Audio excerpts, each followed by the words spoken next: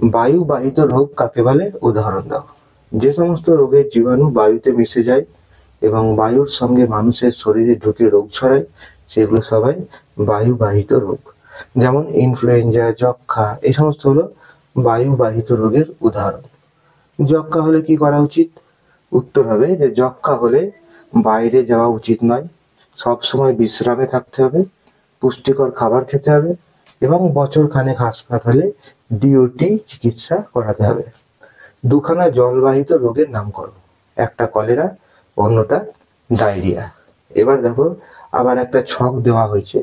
এই ছকের একদম বাঁদিকে আছে রোগের নাম, তারপরের কলমে আছে জীবাণুর নাম, অর্থাৎ সেই রোগটা কোন জীবাণুর দ্বারা ঘটছে।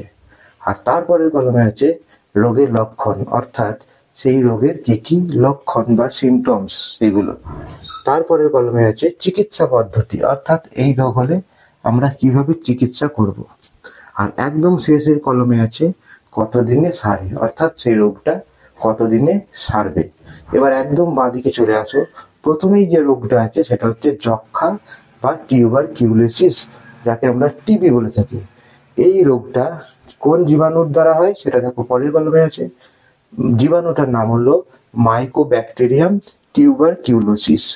বানানটা সাবধানে পড়বে, এটাতে খুব ভুল হয়। এই রোগের লক্ষণ কি? লক্ষণ হলো জ্বর, শ্বাসকষ্ট, ঘাম, খাওয়াতে অরুচি, বুকে ব্যথা হবে, কাশি থাকবে এবং কাশির সময় কফের সাথে রক্ত উঠবে, ওজন খুব কমে যাবে। এগুলো হচ্ছে এই রোগের লক্ষণ। এই রোগের চিকিৎসা পদ্ধতি কি? না, সম্পূর্ণ বিশ্রাম নিতে হবে, পুষ্টিকর খাদ্য খেতে হবে এবং হাসপাতালে দীর্ঘদিন ধরে ডিওটি চিকিৎসা করাতে হবে। কতদিন সারবে এই রোগ?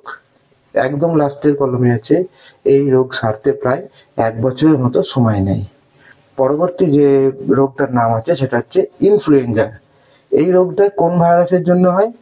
না, এটা ইনফ্লুয়েঞ্জা ভাইরাসের জন্য হয়। আর এই রোগের লক্ষণ কি? এই রোগের লক্ষণ হলো জ্বর, মাথা ব্যথা, নাকে জল পড়বে এবং হাঁচি হবে, প্রচন্ড দুর্বল ভাব থাকবে শরীরের মধ্যে। আর চিকিৎসা পদ্ধতি কি? এই রোগে বিশ্রাম নিতে হবে, চিকিৎসকের পরামর্শ অনুসারে ওষুধ খেতে হবে।